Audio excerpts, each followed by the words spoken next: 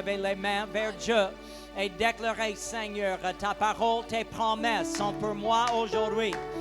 Alléluia, alléluia, au nom de Jésus, au nom de Jésus, au nom de Jésus-Christ. Alléluia, alléluia, alléluia, alléluia, alléluia. Je crois que le Seigneur a déjà bien préparé le terrain afin de s'aimer, arroser et voir la croissance des miracles au milieu de nous. Merci à notre frère Otis qui a bien enseigné ce matin. Et si vous n'avez pas pu être là pour l'enseignement, je vous encourage à visiter notre page YouTube. Et aujourd'hui, l'enseignement sera publié là-bas et vous pouvez en profiter. Nous lisons dans 1 Pierre chapitre 2, les versets 21 à 24. L'apôtre Pierre, celui qui a vécu 3 ans et un peu plus avec le Seigneur Jésus-Christ, le premier prédicateur de l'Église, celui qui avait la charge de communiquer la bonne nouvelle et le message de l'Église pour la première fois le jour de la Pentecôte. Il a aussi écrit 2 épîtres très importants pour l'Église et nous lisons 1 Pierre chapitre 2, les versets 21 à 24, et c'est à cela que vous avez été appelés parce que Christ, si vous pouvez vous tenir debout pour la lecture de la parole de Dieu. Amen. J'ai oublié à le mentionner. Et c'est à cela que vous avez été appelés parce que Christ aussi a souffert pour vous. Tout le monde dit ensemble, Jésus a souffert pour moi. Vous laissons un exemple afin que vous suiviez ses traces. Tout le monde dit ensemble, je suivrai ses traces. Lui qui n'a point commis de péché et dans la bouche duquel il ne s'est point trouvé de fraude, lui qui injuriait ne rendait point d'injures, maltraitait, ne faisait point de menaces, mais s'en remettait à celui qui juge justement. Lui qui a porté lui-même nos péchés. Tout le monde dit ensemble, Jésus a porté mes péchés en son corps sur le bois, afin que, morts au péché, nous vivions pour la justice. Tout le monde dit ensemble, désormais je vis pour la justice. Et finalement, le verset termine en disant, lui par les maîtriseurs desquels vous avez été guéris. Notez quelque chose. La langue est très importante. Même la grammaire est très important à noter. Il ne parle pas dans le sens futur. Il parle de sens passé. Cela veut dire quelque chose est déjà accompli. Par ses maîtriseurs, ce n'est pas vous serez guéris. Mais par ses maîtriseurs, vous avez été guéris. Et dernière fois, tout le monde dit ensemble, moi j'ai été guéri. Et par cette confession de votre foi, vous allez réaliser même notre sujet aujourd'hui, la guérison. Alléluia. Si vous croyez que la guérison est pour vous aujourd'hui, levez les mains, levez la voix et déclarez aujourd'hui, Seigneur, la guérison est mon héritage. Au nom de Jésus. Vous pouvez vous asseoir dans le nom précieux de Seigneur Jésus-Christ. Je ne vais pas durer très longtemps aujourd'hui, mais le Seigneur m'a donné cette parole afin de vous encourager, afin de communiquer dans votre vie, afin de vous édifier avec une parole sûre et certaine. Jésus est celui qui guérit et il a été accompli au nom de... Ici, l'apôtre Pierre fait référence aux prophéties d'Ésaïe. Et je vous encourage, si vous ne l'avez pas lu, vous pouvez lire en Ésaïe chapitre 53. C'est un chapitre consacré aux prophéties au sujet de Messie et tout ce que le Seigneur Jésus-Christ à sa venue va accomplir. Et il est venu non seulement afin de nous pardonner de nos péchés, mais même le prophète dans l'Ancien Testament a déclaré: Jésus-Christ va accomplir sur la croix le moyen par lequel nous pouvons recevoir la guérison.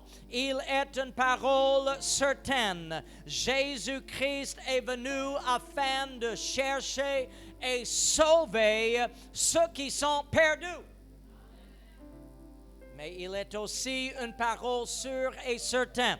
Jésus est venu pour guérir les malades. On a dans la théologie, si je veux dire, une petite phrase qui parle de la double cure. Et cela signifie que la mort de Jésus-Christ sur la croix, le sang versé sur la croix, l'Esprit de Dieu qui agit au milieu de nous, ce n'est pas uniquement pour le salut de nos âmes dans un sens éternel, mais c'est également pour la guérison de nos corps physiques aujourd'hui. Il y a des choses que je ne peux jamais témoigner. Je connais la véracité, la vérité des choses, mais il n'y a aucun témoignage. Je vous donne un exemple, le pardon de mes péchés. Je n'ai jamais vu la liste de tous mes péchés. Je peux vous en citer plusieurs.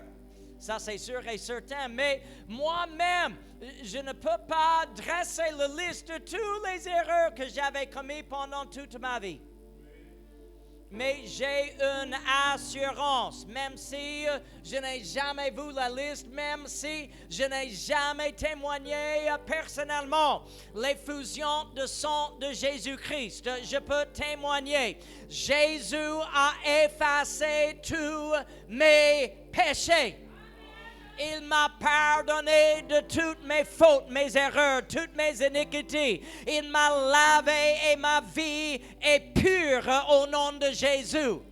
Grâce à la repentance, grâce, comme nous avons entendu aujourd'hui dans l'enseignement, grâce aux eaux de baptême, le Seigneur nous a lavés. Et ceux que le Seigneur lave sont bien lavés.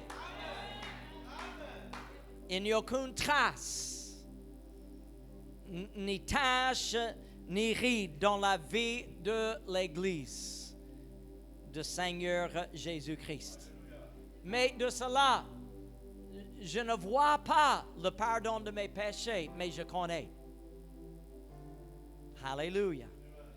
Je le connais, mais je ne le vois pas. Mais en revanche, il y a les éléments de la croix que nous pouvons même voir quand il se manifeste. Et c'est la guérison. Le Seigneur guérit toujours. Le Seigneur délivre toujours. Le Seigneur ressuscite toujours. Le Seigneur affranchit toujours. Le Seigneur fait marcher les boiteux toujours.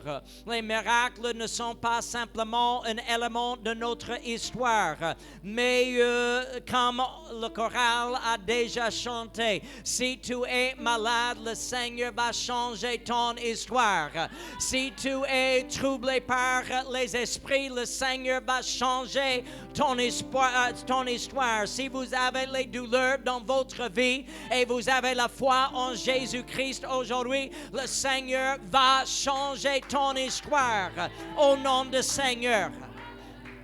Il y a quelques-uns prêchent, qui enseignent que le temps des miracles est bien passé. Il nous dit que le temps même de parler en langue est bien passé. Il nous dit que le temps des miracles, des délivrances est bien passé. Mais j'ai une nouvelle pour les incrédules. Pour moi, c'est trop tard à l'annoncer parce que je parle en langue, parce que j'ai reçu les guérissons, car j'ai reçu les délivrances, j'ai reçu le pouvoir de Christ dans ma vie en me transformant, en faisant de moi une nouvelle créature. Le temps des miracles n'est pas terminé, mais nous vivons le temps des guérissons.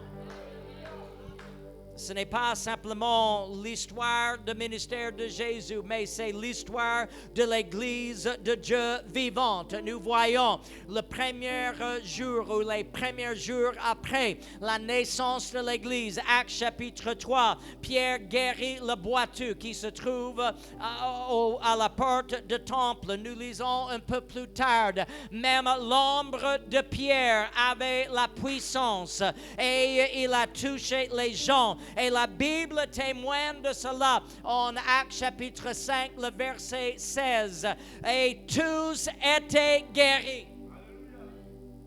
Nous lisons un homme qui s'appelle Aîné, paralysé, et Pierre l'a fait guérir. Nous lisons dans le même chapitre 9 où une femme qui s'appelle Dorcas est tombée morte et Pierre est allé s'imposer les mains et il a prié et le Seigneur a ressuscité la femme d'entre les morts parce que Jésus nous a donné une promesse. Les plus grandes œuvres seront faites par mon peuple.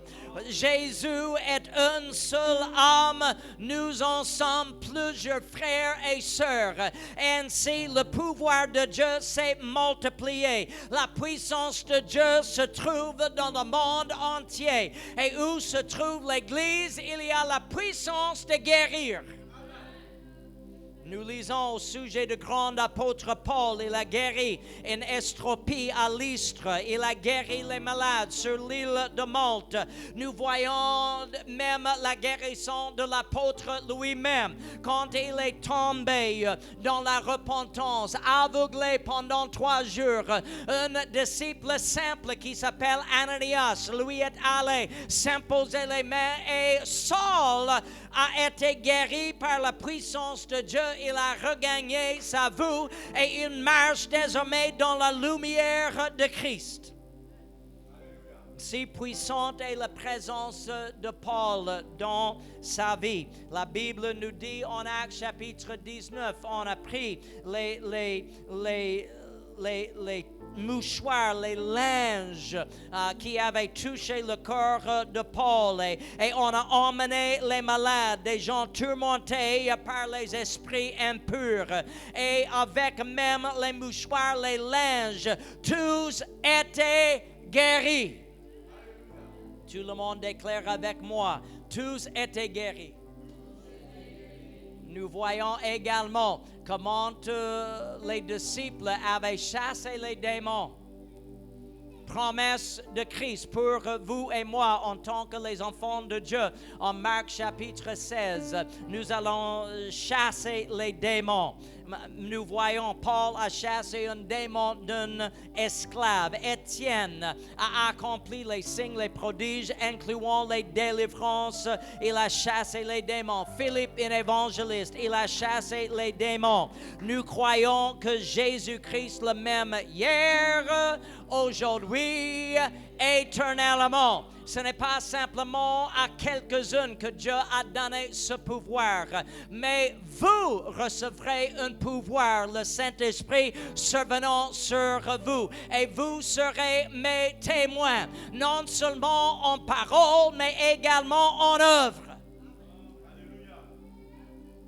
Il y a une question qui se pose parfois. Est-ce que cela veut dire que les chrétiens ne peuvent jamais tomber malades? Et cela nous pousse à poser également une question. Est-ce que Dieu est obligé toujours à guérir? même, on vient de parler de l'apôtre Paul. J'aimerais parler de sa vie. Il a donné un témoignage. Il a parlé même de sa propre santé. Et il a dit en 2 Corinthiens, chapitre 12, les versets 7 à 9, il a dit ainsi, et pour que je ne sois pas enflé d'orgueil, à cause de l'excellence de ses révélations, il m'a été mise une écharde dans la chair, un ange de Satan, pour me souffleter et de m'empêcher de m'enorgueillir. 3 fois, j'ai prié le Seigneur, éloigné de moi. Je peux bien imaginer certains évangélistes comme ça aujourd'hui, en train de s'imposer leurs mains sur leur propre corps. Dis ton nom. Dis ton nom. Peut-être vous ne comprenez pas, mais il y a entre guillemets certains évangélistes, et quand ils prient pour les gens, quel est ton nom? Quel est ton nom? Et ils aiment manipuler un seul exemple de Seigneur Jésus-Christ comme une méthode de chasser tous les démons. Mais Paul a prié pour lui-même. 3 fois, il a prié le Seigneur de l'éloigner de lui. Et Dieu lui a dit, le Seigneur l'a dit, ma grâce te suffit. Car ma puissance s'accomplit dans la faiblesse. Je me glorifierai donc bien plus volontiers de mes faiblesses, afin que la puissance de Christ repose sur moi. Est-ce que la guérison est sûre et certaine? Jamais. Jamais. Parfois, les problèmes, les maladies, les situations arrivent dans nos vies, non pas pour manifester la gloire et la puissance de Dieu, mais pour manifester la grâce de Dieu. C'est pourquoi je ne crois pas à cet évangile de la prospérité. Parce que Dieu peut vous donner la grâce à servir Dieu même dans la pauvreté.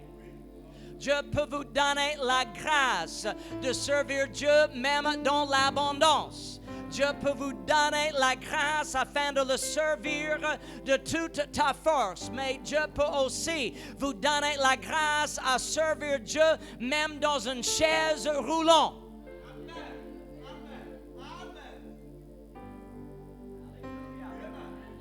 Est-ce que vous êtes là? Cela veut dire qu'il y a un plan. Et il y a toujours une volonté. Quoi que ce soit qui arrive dans ma vie, je vais glorifier le Seigneur. Seigneur, si ce problème n'est pas pour montrer ton pouvoir, c'est sûr et certain, c'est pour manifester ta grâce dans ma vie. Soit une écharde dans ma chair, soit un sujet de réjouissance dans mon délivrance. Je vais servir Dieu et le pouvoir et la puissance de Dieu va se manifester soit dans la puissance ou soit dans la faiblesse. Il y a un verset que nous pouvons ignorer, mais nous lisons 2 Timothée, chapitre 4 et le verset 20. Eraste est resté à Corinthe et j'ai laissé Trophime malade en Mélite. C'est le même apôtre Paul. Est-ce que vous entendez cela? Il a laissé quelqu'un malade. Ah, Paul, tu n'as plus le ministère de guérison. Les dons ne marchent pas toujours dans votre vie. Écoutez-moi, c'est sûr et certain. À mon avis, Paul a prié pour Trophime. Paul s'est imposé les mains sur Trophime. Et finalement, Paul a dû dire à son frère en Christ, je ne comprends pas la volonté de Dieu toujours. Je ne connais pas toujours les voies de l'Éternel. On a prié 3 fois, on a invoqué le nom de Jésus 3 fois, mais j'ai d'autres choses à faire. Je vous laisse entre les mains de Dieu. Est-ce que Dieu a abandonné Trophime? Est-ce que Dieu a abandonné l'apôtre Paul? Est-ce que Dieu a retiré les dons spirituels de son serviteur? Non, mais parfois on fait ce qu'on fait et on croit que Dieu est souverain. Et même nous voyons également Philippiens chapitre 2. Il parle de notre frère en Christ, Épaphrodite.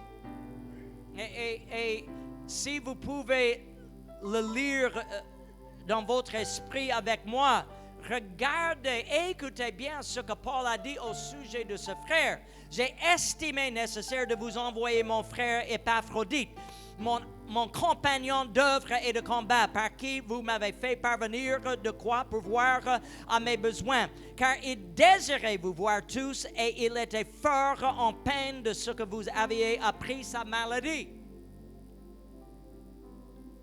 Il a été malade, en effet, et tout près de la mort. Mais Dieu a eu pitié de lui. Et non seulement de lui, mais aussi de moi, afin que je n'use pas tristesse sur tristesse.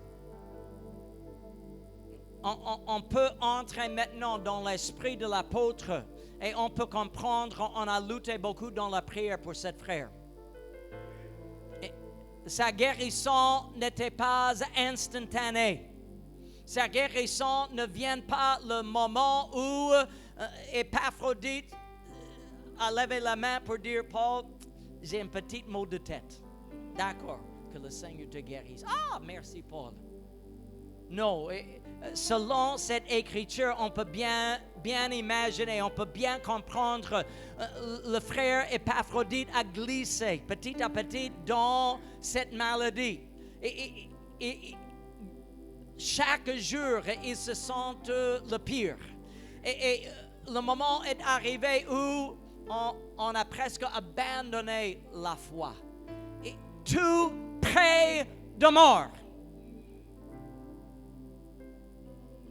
Je peux bien imaginer que Paul et son équipe a prié plusieurs fois pour le frère. Mais il semble que rien ne se passe. J'aimerais encourager quelqu'un aujourd'hui. La situation semble être le pire aujourd'hui que jamais auparavant.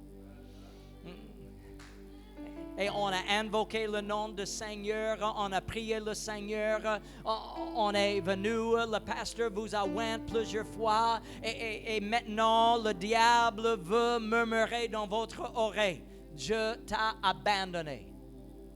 Écoutez-moi, Épaphrodite, tout près de mort, dans l'entourage de l'apôtre Paul,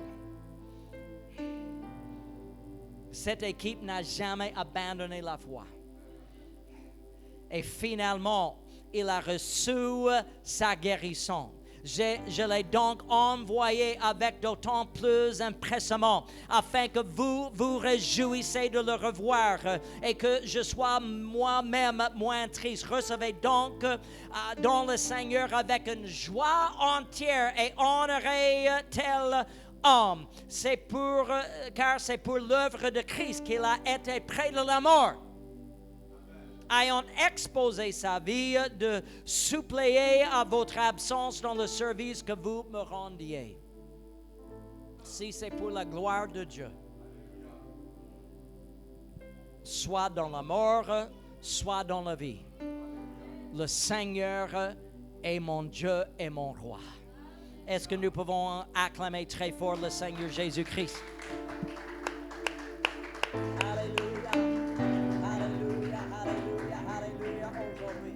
Au nom de Seigneur. Je dis tout cela simplement pour dire, je ne suis pas Dieu et ce n'est pas à moi ni à notre homme à décider ce que Dieu va faire. C'est Dieu qui décide. Mais il décide et il agit selon ses promesses.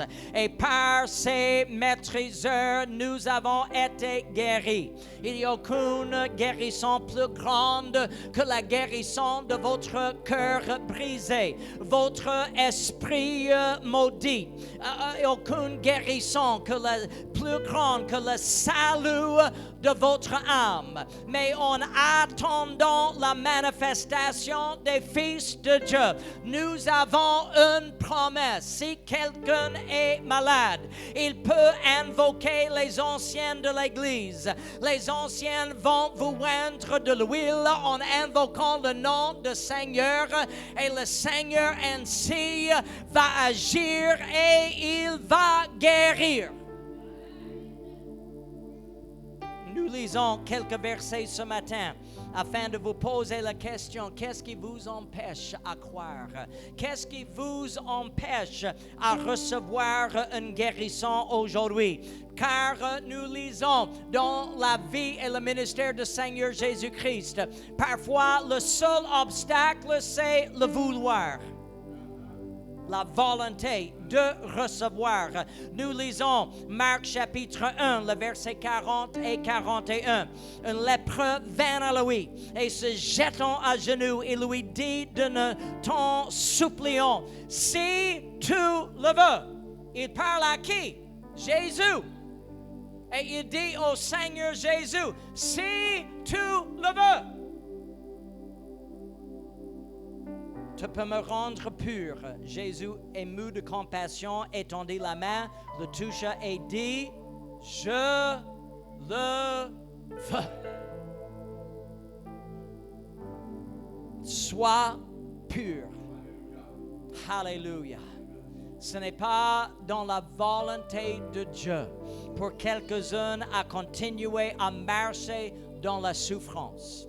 Ce n'est pas la volonté de Dieu pour quelques-uns de continuer à vivre dans les impuretés de la chair, dans les impuretés de l'esprit. Et Jésus est dans ce lieu aujourd'hui afin de proclamer, afin d'annoncer par son serviteur, je veux que tu sois pur. Je veux que tu sois guéri. Je veux que tu sois délivré. Je veux que tu reçoives aujourd'hui, selon ta foi et selon mes compassions, tout ce dont vous avez besoin aujourd'hui. Écoutez-moi, nous ne devons jamais douter la capacité du Seigneur Jésus-Christ, mais il faut savoir sa volonté. Et sa réponse est claire. Il s'agit de savoir si nous allons le recevoir.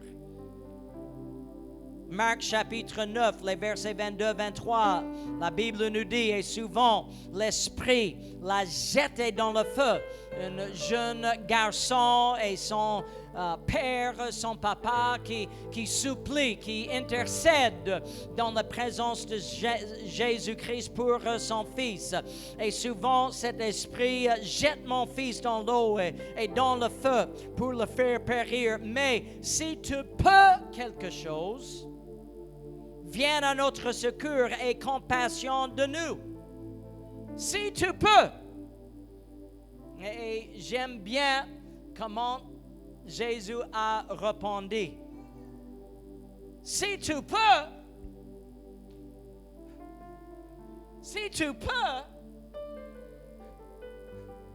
tu ne crois pas que j'ai la capacité? Tu ne crois pas que je suis bien capable? Tu ne crois pas que j'ai le pouvoir? Si tu peux, ça ce n'est pas la question. La question n'est pas si Jésus peut. Mais pourquoi est-ce que cette question tourne dans notre tête? Pourquoi est-ce que cette question se pose dans nos esprits même aujourd'hui? Nous marchons dans la vallée de l'ombre de la mort et nous nous posons la question, oh Dieu, si tu peux m'aider. et une réponse résonne des lieux célestes. Si je peux,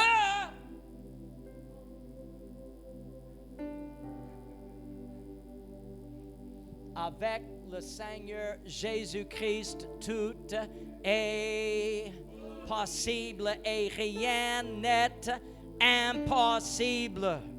Cela veut dire plusieurs choses. Et quand on dit rien n'est impossible, si Jésus est là, il est impossible que rien ne se passe. Quand Jésus est dans votre vie, quand Jésus est dans notre assemblée, quelque chose doit se passer parce qu'il peut. Et tout est possible à celui qui vient à Dieu doit croire qu'il est et qu'il est le rémunérateur de ceux qui le cherchent. Aujourd'hui, je cherche la guérison, mais plus que cela, je cherche celui qui guérit.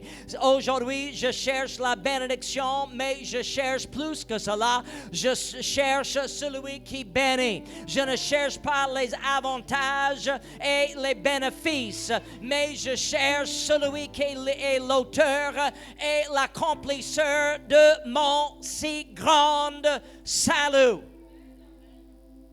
Jésus nous dit simplement, votre miracle ne dépend pas sur moi, mais votre capacité à croire, car Jésus est mon guérisseur. Tout le monde le déclare à haute voix, Jésus est mon guérisseur. Avec plus de foi aujourd'hui, Jésus est mon guérisseur. Luc 5, le verset 17 nous dit que la puissance du Seigneur se manifestait par des guérissons. Oui, j'apprécie beaucoup quand nous voyons la joie du Seigneur qui se manifeste sur vos visages.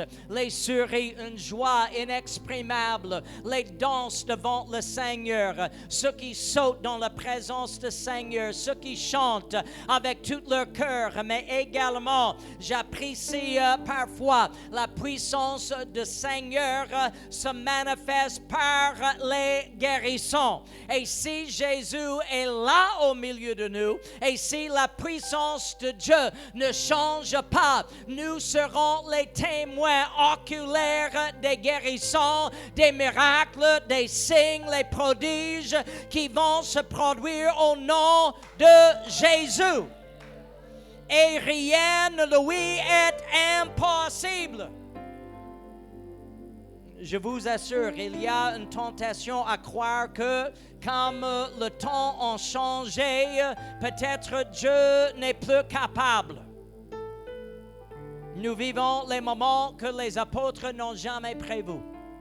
Nous vivons les moments que les prophètes de l'Ancien Testament n'ont jamais prévus. Nous vivons la technologie qu'on n'a jamais imaginée il y a même 40 ans. Mais nous sommes dans un moment où il y a des choses, des maladies qu'on n'a jamais prévues. Mais laissez-moi vous donner une assurance. Même si les scientifiques inventent une maladie demain, Jésus peut le guérir. Rien n'étonne notre Seigneur Jésus-Christ. Rien peut surprendre notre Seigneur Jésus-Christ. Les scientifiques du monde ne peuvent pas défier le pouvoir de Christ à guérir. Car la Bible nous dit en Matthieu 4, le verset 23, Jésus, en se promenant, il est en train de guérir toute maladie et toute infirmité parmi le peuple. Et même si vous ne connaissez pas l'hébreu, même si vous ne connaissez pas le grec, même si vous n'avez pas maîtrisé la langue française, j'aimerais vous dire tout veut dire tout. Toutes s'expriment, toutes, sans exception.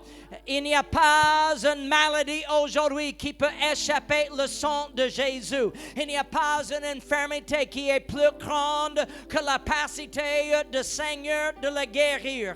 Matthieu 9, 35 nous dit, Jésus parcourait, guérissant toute maladie et toute infirmité.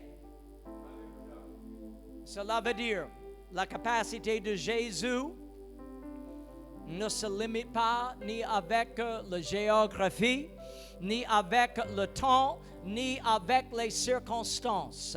Je dis parfois, si Jésus a fait quelque chose dans le passé, il le fait aujourd'hui. Si Jésus a fait quelque chose dans un autre endroit, il va le faire ici. Et si Jésus a fait un miracle pour quelqu'un d'autre, il va le faire pour vous aujourd'hui. Vous êtes un candidat d'un miracle aujourd'hui. Vous êtes un candidat d'une guérison aujourd'hui. Vous êtes candidat de la bénédiction de Dieu aujourd'hui.